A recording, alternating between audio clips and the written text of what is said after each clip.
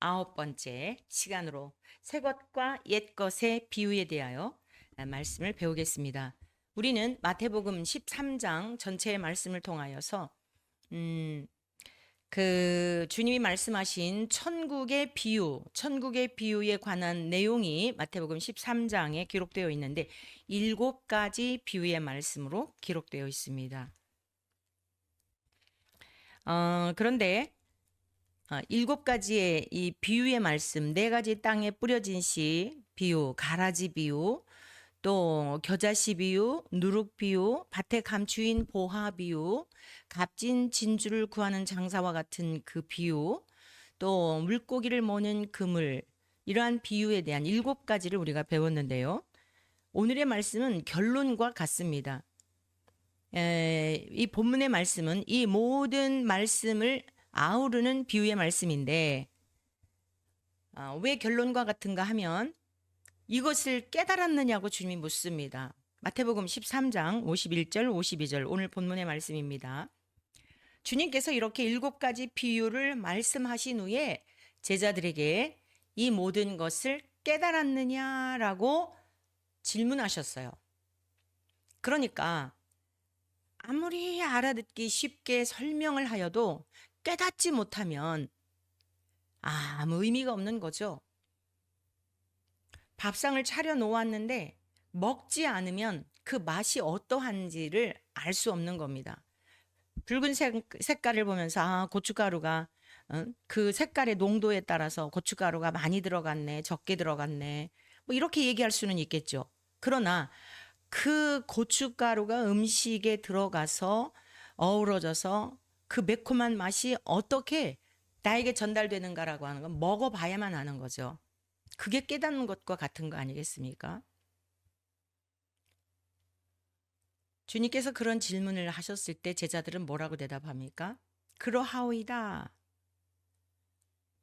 그때 예수님이 다시 말씀하십니다. 그러므로 천국의 제자 된 서기관마다 마치 새 것과 옛 것을 그 곳간에서 내오는 집 주인과 같으니라.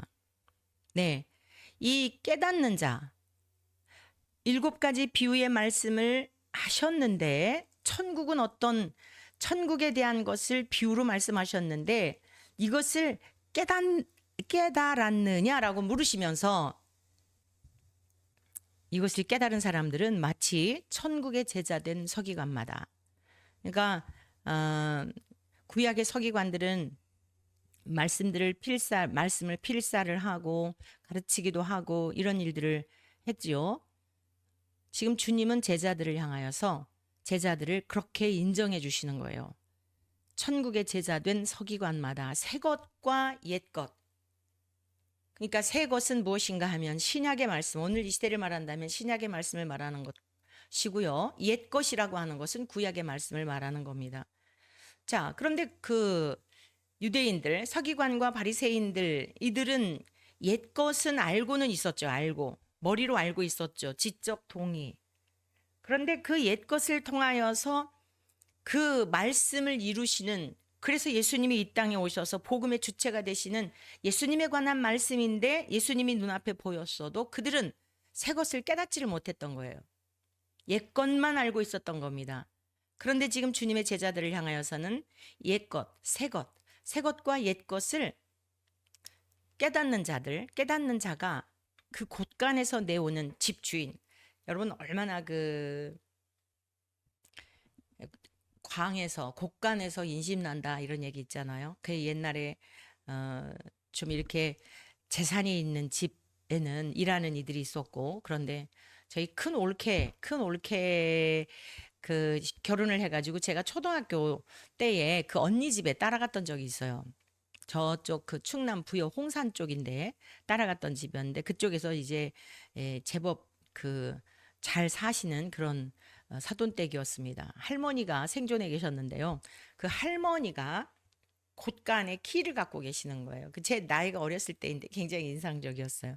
일일이 다 그걸 열어주시고 일하는 이제 집에 일하는 분들도 있고 그랬는데 그러니까 저희 올케의 엄마죠. 친정 엄마. 그리고 그 곳간의 키를 갖고 있는 분은 이제 외조모이시죠. 외할머니셨는데 어머니는 아무 힘이 없으시더라고요.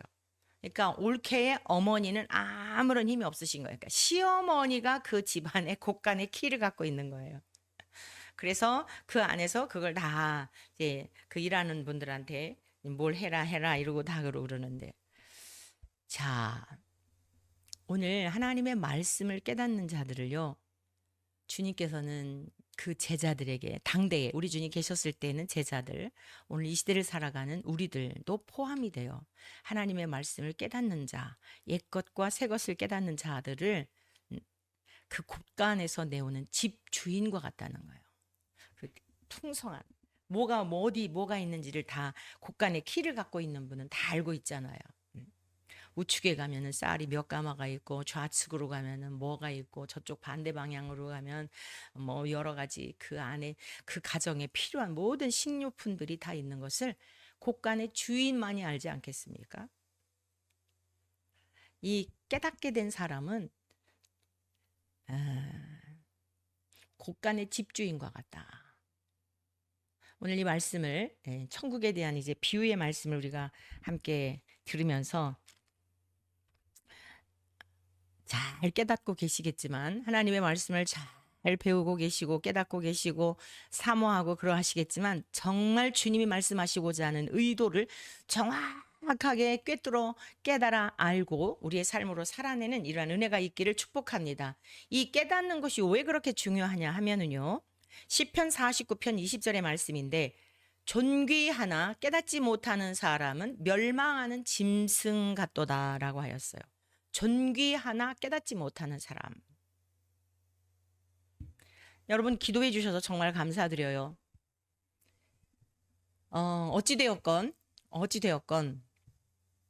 지난번 이동환 사건으로 인하여서 우리가 1년 7개월 동안에 광화문 광장에서 하나님이 종의 마음속에 막 비느하스에게 부어주신 그 마음을 주시어 기도하게 하셨죠.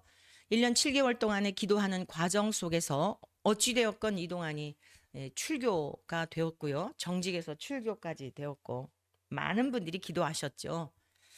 또 이제 결국 출교가 되어서 끝났는가 싶었더니 우리가 또 잠잠하면서 가만히 잠잠하고 있었더니 뜬금없는 경기위원회의 나 억울하다, 이거 여러 가지 하자가 있고 문제가 있다 이래가지고 출교가 잘못됐다라고 했던 것에 대하여 참 그쪽 중앙지법에서 또 그 이동환이가 제출한 걸 인용해가지고 일단 직무정지, 이거를 이제 직무정지 무효로다가 이렇게 인용을 해줬잖아요. 그래서 지금 또 활개치고 막 그러고 신나서 그러더니 어제는 본안 소송이었어요.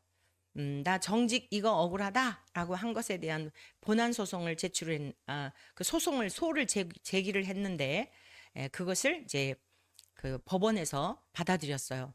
제가 계속 여러분들에게 강조했었고 우리가 기도할 때도 함께 기도했던 게 무엇이죠? 교회는 이 사회심사, 그 사회법에서 교회에 관한 이 영역, 성역에 대한 것들을 침범해서는 안 돼요.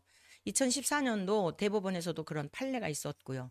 근데 그것을 그대로 이제 적용을 해가지고 근본에 판결을 했어요. 그래서 교회에서 이동환이의 사건에 대하여 정직을 내린 것은 합당하다. 그러니까 또 이제 막 이 약올라 죽으려고 그러겠죠. 약올라서 그냥 아주 막 끝까지 간다, 갈 때까지 간다 그러는데, 자, 존귀에 처하나 깨닫지 못하는 사람은 멸망하는 짐승 같도다. 여러분, 저는 이 목사의 그 직위라고 하는 것은 너무나 존귀한, 하나님께서 특별하게 맡기신 그러한 그 사역이라고 저는 그렇게 믿어져요. 여러분, 목사님들에게 드리는 그 사례비, 여러분들은 이제 남편이 또 뭐 여러분 남성분들이 직장에서 일하고 났을 때에 직장에서 주는 것을 월급이라 그러잖아요. 매월 그 급여, 수고한 것에 대한 보상, 이게 월급이거든요. 그래서 월급은 월 말에 대부분 이 계산을 하죠. 그런데 목회자들의 사례비는요, 매월 초에 사례비를 교회에서 이제 드리죠. 목회자들에게. 명칭도요. 월급이 아니에요. 여러분, 교회에서 목사님에게 드리는 사례비를 월급이라고 하는 그러한 용어들을 뭐 재무부장님이나 그 교회의 분위기가 그렇다고 한다면 다른 거 다른 거 보지 않아도 분위기가 어떨지를 감을 잡을 수가 있어요. 교회 목사님에게 드리는 건 월급이 아니에요. 사례예요, 사례. 그리고 미리 드리는 거예요. 우리들의 영혼을 하나님의 나라에 인도해 주시는 그 수고에 대하여 고맙습니다라고 하는 게 사례비예요. 이게 그 가치 자체가 기준 자체가 다른 거예요. 그래서 목회자는 교회에서 사례비를 주지 않는다 하더라도 교회에서 뭐 사례비가 적더라도 그 사례비를 보고 월급을 보고 일하는 게 아니라 세상 사람들은 어떻죠? 이거 급여가 나한테 너무 적다. 그럼 옮겨 다니는 거예요. 이직을 하는 겁니다. 급여에 따라서. 내 가치가 이거밖에 안 돼? 그럼 목회자는 환산을 안 하는 거예요. 그 계산을 안 해요.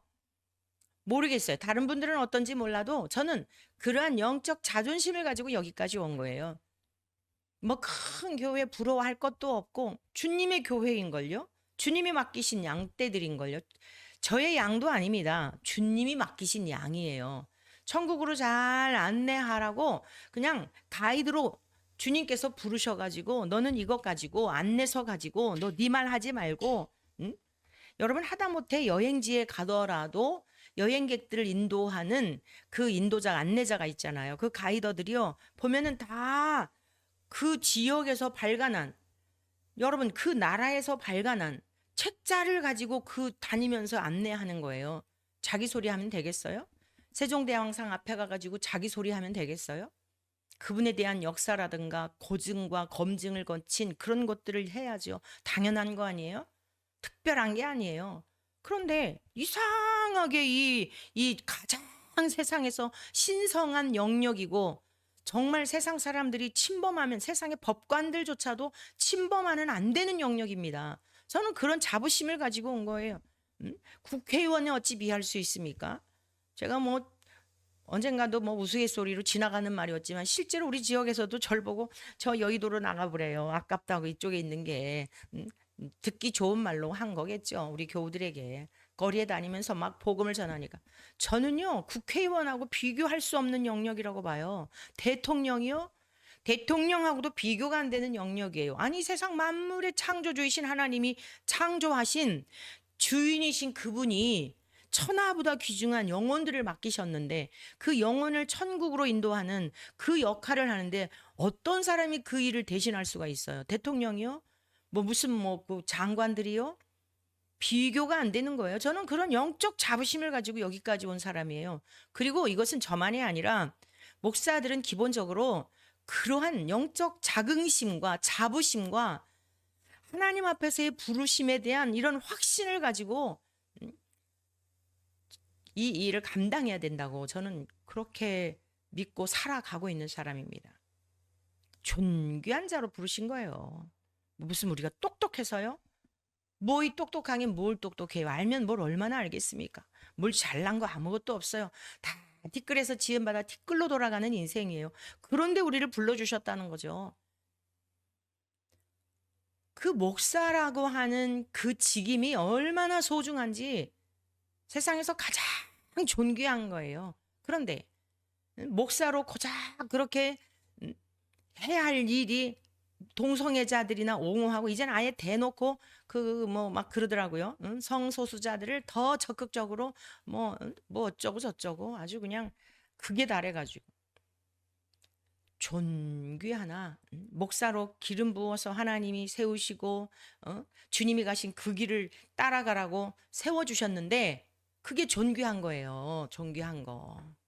대통령 하라 그래도 안 해요. 국회의원 하라 그래도 비교가 안 되는 거예요. 이 하나님의 말씀을 옛것과 새것을 맡기셔가지고 천국 곳간에 있는 그 말씀을 때에 따라서 성도들에게 먹이고 그러면 또 낙심이 되었던 성도님들이 다시 소성을 얻고 소성함을 얻으면서 다시 힘을 내어서 세상을 살아가. 누가 그 일을 합니까? 누가?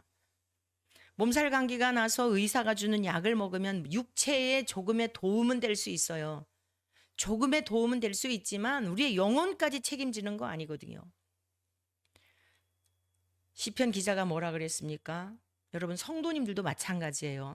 자부심을 가지고 살아가시기를 바랍니다. 초가삼간에 살든 시골집에 살든 어디 살든 아무 상관없어요. 존귀한 자예요. 하나님 아버지의 자식이에요. 근데 이거를 깨닫지 못한다? 멸망하는 짐승 같다는 겁니다. 그 하는 일들이 그리 도모하고 있잖아요. 아주 짧은 내용의 말씀입니다. 한 절. 존귀하나 깨닫지 못하는 사람은 멸망하는 짐승 같도다. 그래서 우리는 거룩한 삶을, 구별된 삶을 살아야 돼요. 옛날 양반들도 뭐 그랬대잖아요. 물을 마시고서도 가난해가지고 물을 마시고서도 먹을 게 없어서 그런데도 불구하고 고기 먹은 것처럼 딱 있으시고, 양반들도 그런 자부심을 가지고 사는데 우리가 이 세상 양반 정도예요? 정말 천박하게 살면 안 됩니다. 정말 천하고 비루한 인생들 살면 안 돼요. 우리는 태어날 때 그렇게 태어났어요. 그런데 존귀한 우리 주님의 보혈로 깨끗이 씻겨주시고 우리 주님께서 보시고 예뻐서 어쩔 줄 몰라 하는데 어떻게 다시 그 누추한 죄악된 삶으로 육체의 쾌락을 위하여 이 땅에서의 그 어떤 일락들을 위하여 목숨 바쳐 그러고 살아갈 수 있단 말입니까? 그럴 수 없습니다. 시편 기자는요, 다음과 같이 고백을 했어요.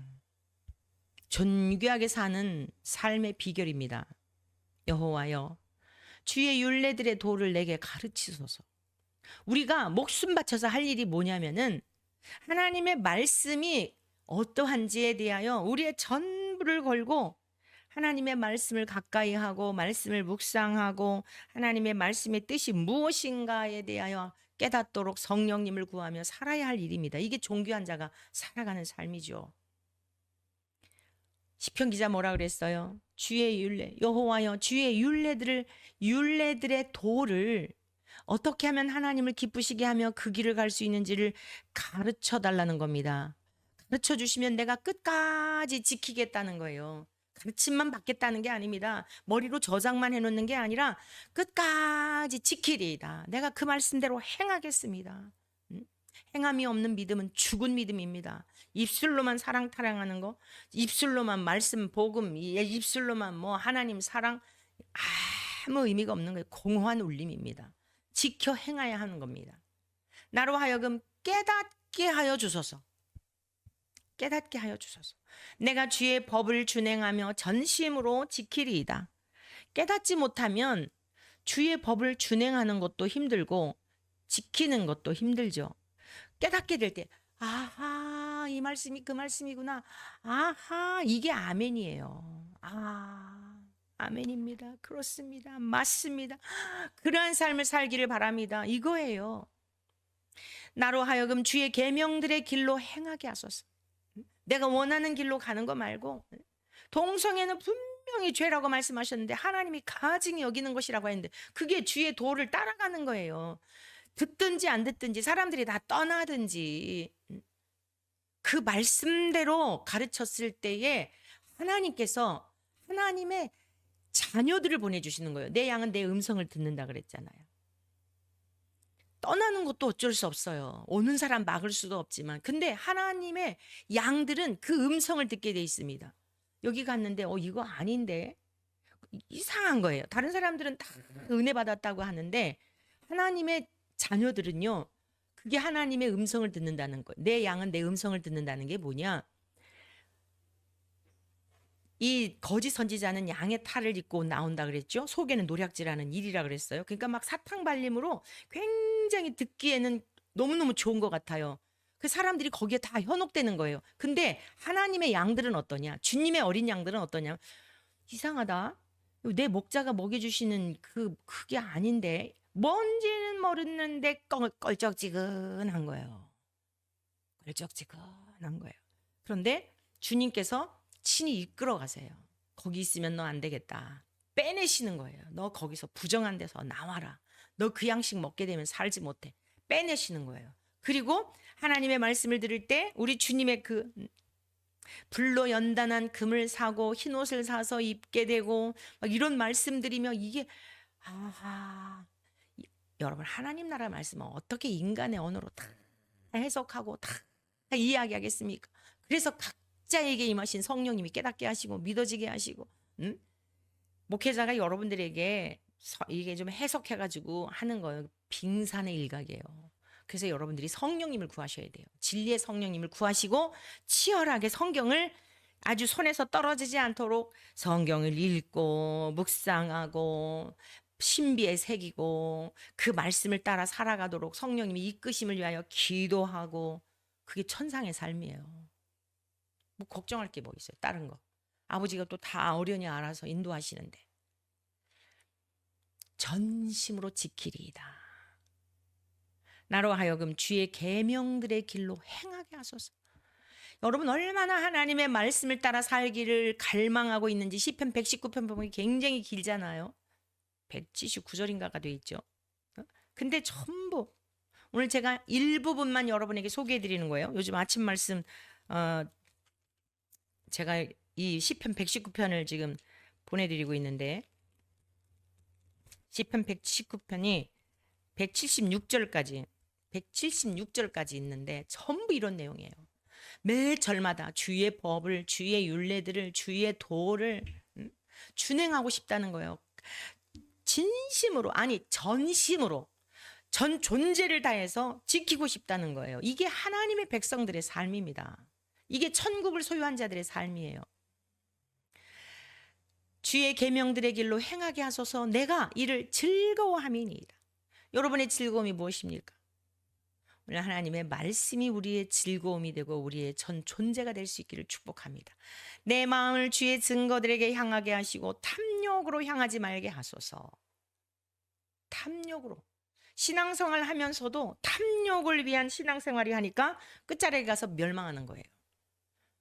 올라갔다가 그냥 추락하는 거예요. 탐욕으로 향할 때 하나님의 말씀도 하나님께 맞추려고 해야 되는데 하나님의 말씀을 나한테 맞추려고 꿰어 맞추려고 하다 보니까 몸에 맞지도 않는 옷을 막 입다 보니 옷도 찢어지고 수치당하게 되고 이러는 거죠. 그게 맞는 옷인 줄 알았는데 우지직 밖에 나가서 다 수치 드러나게 되는 거예요. 내 눈을 돌이켜 허탄한 것을 보지 말게 하시고 주의 길에서 나를 살아나게 하소서. 주를 경외하게 하는 주의 말씀을 주의 종에게 세우소서. 자, 오늘 새 것과 옛 것, 주님께서 제자들에게 천국 비유를 말씀하시며 질문하셨던 게 뭐라고요? 너희가 이것을 깨닫느냐? 이 모든 것을 깨닫느냐? 그 깨닫는 것이 새 것과 옛 것을 곳간에서 내어다가 집 가솔들에게 식솔들에게 나누어 주는 주인과 같다는 겁니다. 깨닫는 자가요. 이스라엘 백성들은 어지간히도 하나님을 괴롭혔죠. 어지간히도 하나님을 속상하게 했어요. 그런데도 불구하고 하나님은 포기하지 않고 끝까지 사랑하시죠. 그 괴롭게 한 원인이 무엇이었느냐? 깨닫지를 못하는 거예요. 말귀도 못 알아듣고 엉뚱한 소리 하는 거예요. 정말 답답한 관계가 뭐냐면요. 깨닫지 못하는 겁니다. 부모 자식 간의 관계의 갈등도 뭐냐면 부모의 마음을 깨닫지 못할 때 오해를 하는 거예요. 그리고 들이받는 거예요. 어느 부모가 자식을 망하는 것을 좋아하는 부모가 있겠어요? 여러분 하물며 하나님이 우리에게 명하신 말씀들이 우리를 괴롭게 하고 힘들게 하려는 것일까요? 아니에요. 생명의 길로 인도하시기 위해서 하시는 말씀인데 듣기 싫다는 거예요. 이스라엘 백성들이. 이사야 1장 2절에서 3절의 말씀입니다. 하늘이여 들으라, 땅이여 귀를 기울이라. 여호와께서 말씀하시기를 내가 자식을 양육하였거늘. 그렇죠. 이스라엘 백성들을 하나님이 친히 불러내셔서 아무 쓰잘 것 없고 보잘 것 없고 보암직도 하지 못한 정말 형편없는 연약한 그들이지만 하나님께서 양육하시고 보호하시고 그랬는데 어땠어요? 그들이 나를 거역하였도다. 소는 그 임자를 알고 나귀는 그 주인의 구유를 알건만 이스라엘은 알지 못하고 나의 백성은 깨닫지 못하는도다 하셨도다. 뭐라고요? 이스라엘 백성들은 깨닫지 못했다는 거예요. 굉장히 많습니다, 여러분. 이스라엘 백성들이 깨닫지 못해서 하나님을 괴롭게 하고 하나님을 고통스럽게 한 내용들이 굉장히 많아요, 구약에. 일일이 다 제가 여러분에게 이렇게 인용해 드릴 수가 없어요. 이사야 57장 1절의 말씀입니다. 의인이 죽을지라도 마음에 두는 자가 없고 진실한 이들이 거두어감을 당할지라도 깨닫는 자가 없도다. 뭐라고요? 의인이 억울하게 죽어도, 우리 주님 이 땅에 오셨을 때 진짜 억울하게 돌아가셨죠? 마음에 두는 자가 없는 거예요. 배불렀을 때 그걸로 땡. 오병이 현장에 있었던 그 사람들 다 나중에 예수님 딱 등지고서는 예수를 십자가에 못 박게 하소서, 못 박게 하소서. 왜 십자가에 못 박게 해야 하면, 못 박아야 하느냐면은 여러분 이유를 대야 될 거 아니에요. 아무런 이유도 되지를 않아요. 십자가에 못 박게 하소서, 십자가에 못 박게 하소서. 그 해에 누구 한 사람을 놓아줄 수 있는 그 자격이 있는 빌라도가 묻죠. 바라바가 살인자가 바라바가 있었는데 바라바를 놔줄까 예수를 놔줄까? 빌라도 생각에는 예수를 놔주는 게 합당할 것 같았겠죠. 아내를 통해서도 꿈을 통해 의로운 이분에게 아무 짓도 하지 말라라고 하는 그런 경고까지도 들었는데도 사람들을 두려워해서 빌라도가 사람들의 눈치를 살피느라고, 사람들의 마음을 얻고자 하느라고 정령 왕이신 하나님의 명령을, 하나님이 주시는 양심의 그 찔림을 거절하였더니 사도신경 아주 이 땅에 복음이, 우리 주님이 오실 때까지 복음이 완전하게, 그 복음의 주체이신 주님이 오셔서 심판하실 때까지 길이길이 아주 그냥 본디오 빌라도에게 고난을 받으사 아주 지옥에서도 엄청 고통스러울 거예요. 의인이 죽을지라도 마음에 두는 자가 없다는 겁니다. 진실한 이들이 거두어감을 당할지라도 깨닫는 자가 없도다. 왜 예수님이 죽으셨는지. 의인들은 악한 자들 앞에서 풀려가도다. 많은 옛 선지자들이 그러하셨죠. 하나님의 진리의 말씀을 선포하느라고 죽어가도 감각이 없는 거예요. 우리 예수님 말할 것도 없고 구약에 뭐 이사야 선지자를 비롯해 에레미야 선지자, 호세아 선지자, 뭐 에스겔 선지자, 다들 고난의 삶이셨어요. 앞서간 믿음의 선지.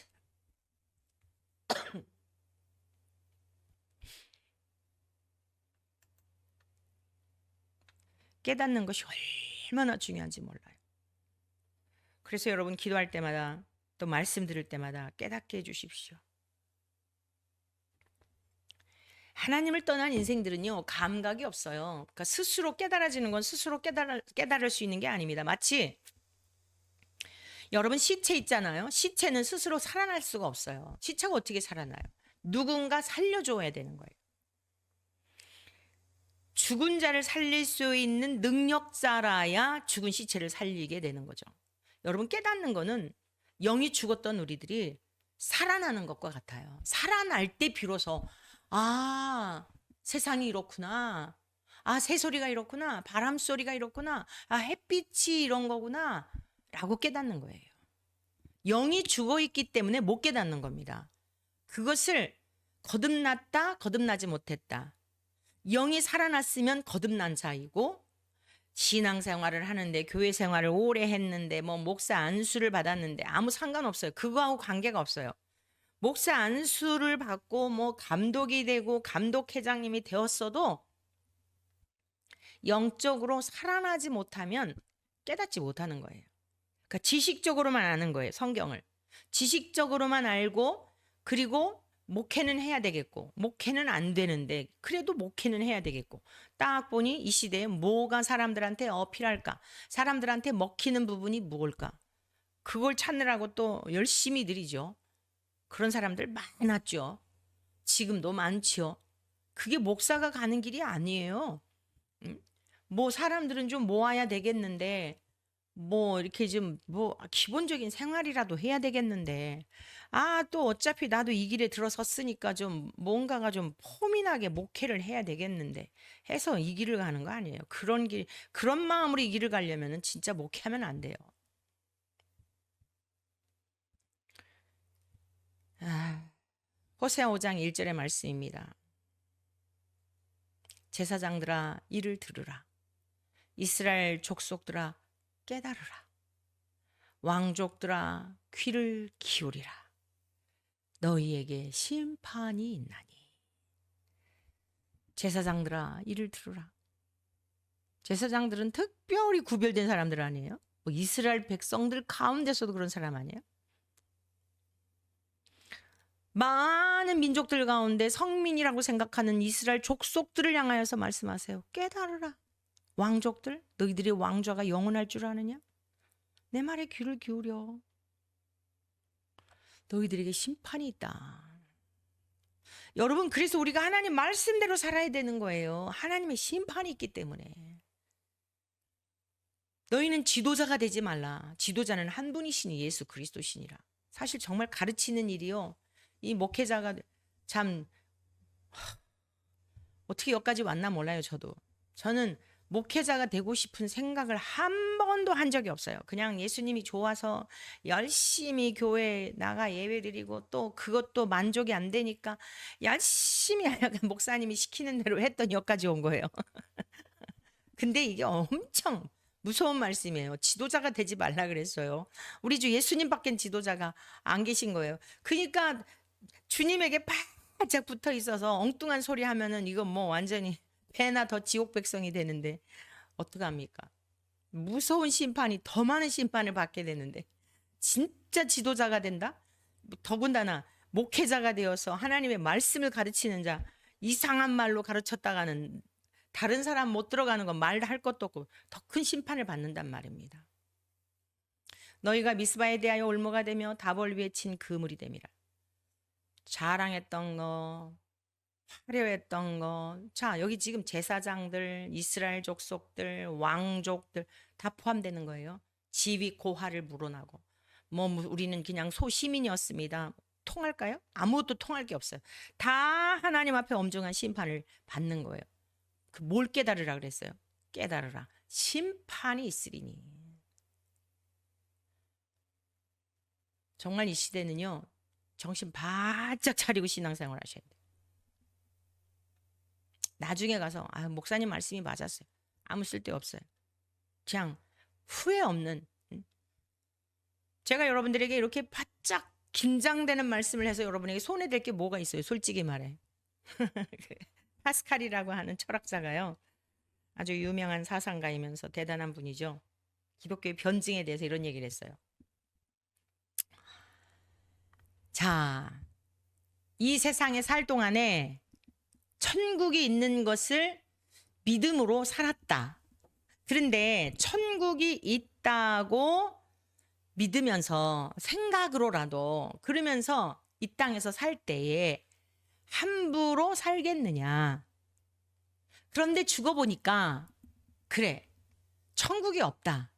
그렇더라도 천국이 있다고 생각을 하고 한 그 사람의 삶이 천국이 없다고 생각한 사람들의 삶과 같겠냐는 거예요.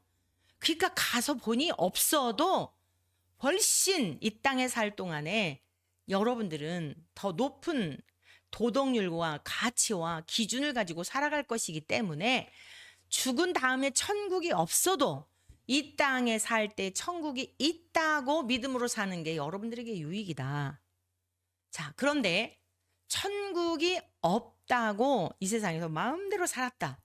이 세상에서 마음대로 하고 싶은 대로 다 하고 살았는데 죽어보니 천국이 있더라. 지옥이 있더라. 어떡할 거냐?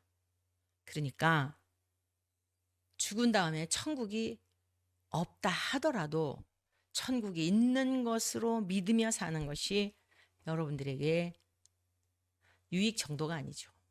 생명의 길이다. 우리가 이렇게 빡세게 훈련을 해놓는 거, 하나님의 엄중하신 말씀을 참 소중히 여기며 살아가는 것은요, 하나도 손해볼 게 없어요. 여러분, 배드민턴 그 선수, 안세영 선수 아시죠? 저는 이번에 파리 올림픽 할 때 막 다 경기마다 막 아주 막 가슴 조여가면서 막 아주 막 이러고 봐요. 그 옆에서 정 목사님은 왜 그렇게 스트레스를 받으면 또 기도해 가면서 봐요. 그 안바울 선수, 유도 선수였죠. 단체전 할 때. 주여, 저 이름이 보니까 크리스찬인 것 같은데 주님의 이름을 위해서 주여, 저 형제에게 힘을 주세요. 막 이러고 기도하고. 근데 안세영 선수를 보면은요, 즐기면서 봐요. 몰라요. 진짜 그런지는 모르겠는데 제가 볼 때는 거의 첫 경기에서 지잖아요. 앞에서 이렇게 막 달랑달랑하기도 하고 지기도 하고 이러잖아요. 근데 간 보는 것 같아요. 이 선수가 어떤가. 이 선수를 내가 이 지금 선수 막 초반전에 이기려고 상대방 선수는 엄청 신나서 또 자기가 막 앞에 득점해서 올라가니까 더 신나가지고 엄청 헥헥대고 하잖아요. 그 다음부터 이제 2차전부터 이렇게 보면 월등하게 차이가 나요. 파악하는 거예요. 고도의 제가 나름대로 분석한 안세영 선수는요. 진짜 고도의 탁월한 그냥 이렇게 같은 선수의 세계 보는 게 아니라 정말 그 관중들에게 기쁨을 줄 줄 아는 가슴을 막 쫄깃쫄깃하게 했다가 열광하잖아요. 세계인들이. 근데 그 선수가 그냥 그 자리에 올라온 걸까요? 저는 유일하게 그 선수 경기할 때는 즐기면서 봐요. 뭐라 그러죠? 믿고 보는 뭐라 그러나요? 월등한 차이가 있는 게 저는 느껴져요. 모래바탕에서 여러분 모래바탕에서 그 연습하고 부상을 입었는데도 그거 아시죠? 혹독한 훈련을 한 거예요. 당당하잖아요. 메달 딱 따고 나서 그동안 그냥 아주 억눌렸던 우리가 청소부냐? 우리가 무슨 지금 여기 뭐하러 왔냐? 그동안 하고 싶었던 이야기들 자신만만하잖아요. 왜요? 자기 자신에게도 자기 전부를 다 바쳐서 내가 이 선수로서의 책임과 의무를 다 했기 때문에 당당한 거예요. 거칠 게 없는 겁니다. 일개 한 나라의 선수일지라도 부끄러움이 없는 훈련으로 자기를 갈고 닦아 국위를 선양해. 어찌됐건 내가 실력으로 말하지 않냐. 말할 테면 말하라. 오늘 저와 여러분들 이 시대를 살아가는 지금 말세에서도 끝자락에 사는 저와 여러분들은 더 치열하게 우리 자신을 쳐서 혹독하게 훈련해야 합니다. 로마서 3장 10절 11절의 말씀을 같이 보실까요? 기록된 바 의인은 없나니 하나도 없으며 깨닫는 자도 없고. 이 로마서는 언제 기록한 거예요? 우리 주님이 구약의 이스라엘 백성들은 메시아가 오시기 전이었으니까 그렇다 치더라도 우리 주님께서 이 땅에 오셔서 직접 보여주시고 하나님이 어떤 분인지 나타내시고 그 능력을 나타내시고 예수님이 오셨어요. 말씀이 육신이 되셨어요. 근데도 어때요? 깨닫지도 못하고. 물론 오늘 이 본 말씀은 이 로마서 3장의 말씀은 우리 인간의 본성에 대한 걸 말씀하고 있죠. 의인은 없나니 하나도 없으며 깨닫는 자도 없고 하나님을 찾는 자도 없고 다 치우쳐 함께 무익하게 되고 선을 행하는 자는 없나니 하나도 없도다. 이게 우리 모든 인간의 실상이에요. 그래서 예수님이 이 땅에 오셨던 거고요. 그래서 의인이신 주님께서 우리의 죄악의 짐을 담당하시고 십자가에 죽으셨던 거고요. 그래서 우리의 죄값을 다 지불하셨으며 하나님이 이제는 됐다. 내 아들 성자가 대신 너희들의 죄값을 지불하였으니 이제 너희들은 내 아들 성자로 말미암아 의롭게 되는 길을 내가 열어놓았다. 그러니까 주님께서 담대하게 선포하시잖아요. 나는 길이요 진리요 생명이니 누구든지 나로 말미암지 않고는 아버지께로 올 자가 없느니라. 라고 그렇게 말씀하셨는데도 어때요? 보여주시고 나타내시고 만져보게 하시고 했는데도 불구하고 그리고 지금은 이렇게 완벽하게 성경 구원에 이르기에 족한 하나님의 말씀을 주셨는데도 불구하고 임상적으로 다 이게 임상적으로 과정을 다 거친 책이에요. 이 요한 계시록 장차 살게 될 그 부분만 지금 남겨져 있지, 이게 임상적으로 다 실제되었던 내용들을 기록한 겁니다. 허구가 아니에요. 음, 교수라는, 신학교 교수라는 이름을 가지고, 아이고 정말 이대가요 망하기로 작정을 했어요. 아주 작정을 했어요. 이 레즈비언 결국 이제 실체를 다 드러냈죠. 이동환이 곁에서 그냥 아무튼 우리가 광화문에서 기도할 때도 그 옆에 와가지고 그냥 했던 아무개 있어요. 김 아무개라고 있는데 엊그제 결혼을 했더라고요. 여자들끼리 결혼했어요. 그것도 아이고 이제 더 이상 누추해서 하고 싶지도 않아요. 그런데 이 여자아이가 감신 대학원을 다녔거든요. 이제 딱 계산해 보니까 여기 감신 나와서 뭐 목사 하기도 힘들겠고 골치 아플 것 같고 하니까 마음껏 하려고 이대 신대원으로 갔더라고요. 이대 신대원의 합격 통지서를. 음. 여러분 지금 이대가요 얼마나 타락했는지 몰라요. 성경 왜곡하는 거 장난 아니에요. 장난 아니에요. 감신 무슨 다른데 아예 여기는요 아무 그 교단에도 속하지 않았거든요. 통제를 받지 않으니까 원래 이제 감리교단이었어요. 감리교에 소속해 있었어요. 감리교 선교사님들이 세운 또 학교 있고 당연한 거죠. 근데 뭐 핑계는 좋죠. 남자 목사님들이 싸움박질하고 아주 그냥 환멸을 느낀다고 김알람 박사 시절에 감리교회에서 탈퇴를 한 거예요. 탈퇴를 해가지고 그냥 아주 고삐 풀린 망하지 뭐냐. 과거에는 기독교 교육학과가 굉장히 유명했죠. 그 들어가기도 힘들었고 총장들이 그 기교과 출신들이 많았어요. 지금은 뭐 미달까지는 뭐 학교 브랜드가 있으니까. 레즈비언들이요 동아리가 있어요. 아예 그 학교 안에. 가관이에요. 총체적인 타락입니다.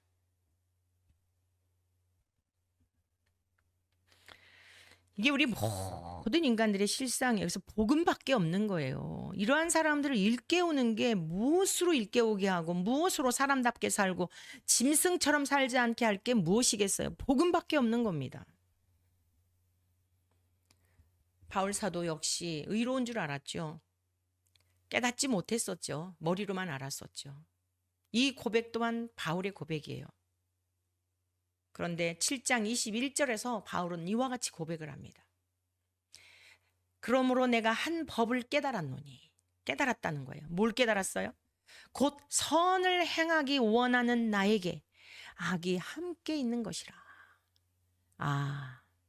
의인은 없나니 하나도 없다는 것을 알았죠. 그런데 내가 정말 예수로 말미암아 의롭다고 인정함을 받은 너무 과분한 사랑을 받았음에도 불구하고 내 속에 선을 행하기 원하는 그 거룩한 마음, 그 본래적 형상 이게 있는가 하면 또 역시 하나님을 거스르고 대적하고 정죄하고 참수하고 죄의 본성이 있는 것을 깨닫게 된 겁니다. 그래서 바울은요 많은 어떤 자기의 업적이나 능력을 자랑한 것이 없어요. 그가 당한 고난에 대하여서는 고백한 부분은 있지만은 예수 그리스도의 십자가의 부활 그 권능에 참여하기 위하여 나는 날마다 죽노라.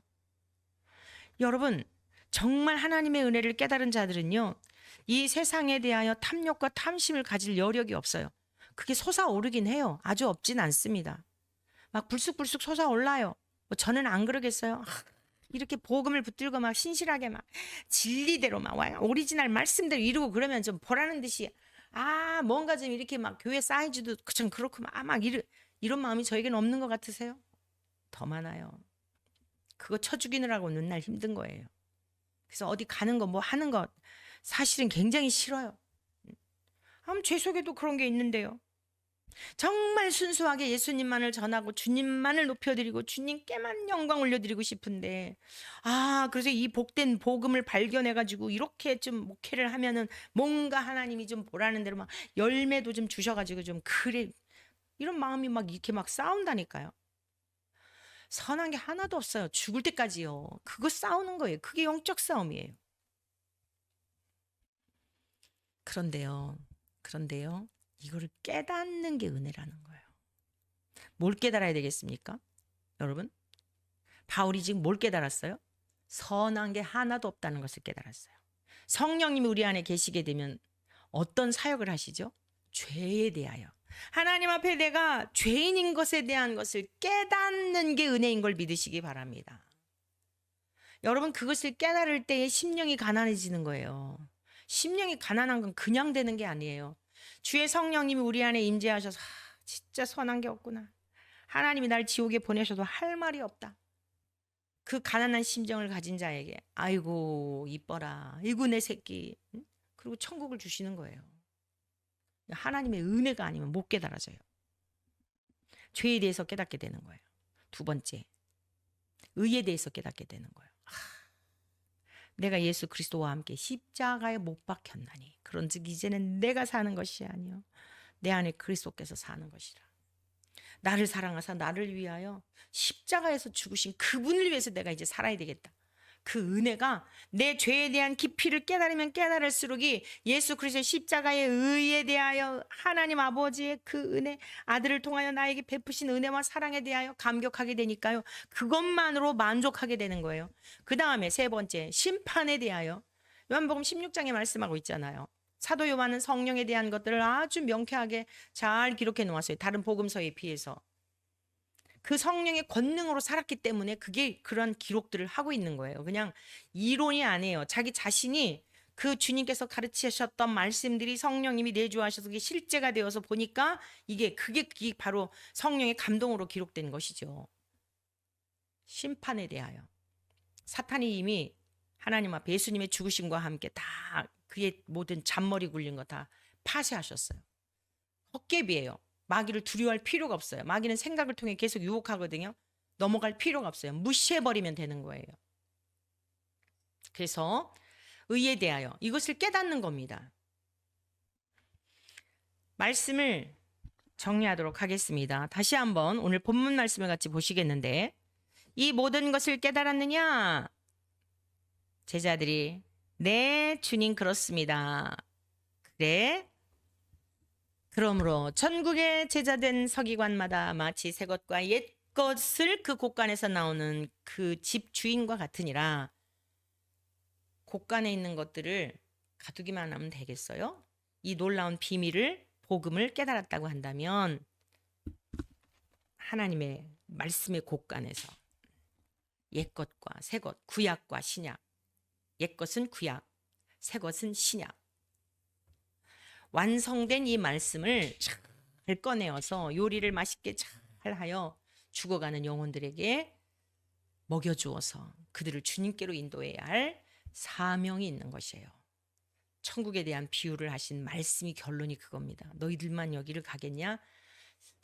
천국 곳간에서 그것을 내오는 집주인과 같이 내가 너희를 삼을 것이니 이 말씀을 잘 전해주어서 잃어버린 하나님의 자녀들을 내게로 데리고 오거라 라고 당부하신 주님의 명령인 것을 깨달아서 저와 여러분들 늘 하나님의 말씀 앞에 배우고 주의 율례와 도를 배우고 가르쳐 주신 대로 우리가 배울 뿐 아니라 그 도를 행하며 다른 영혼들을 주님께로 인도하는 이러한 복된 하나님의 백성으로서의 삶을 살아내시기를 주님의 이름으로 축복합니다.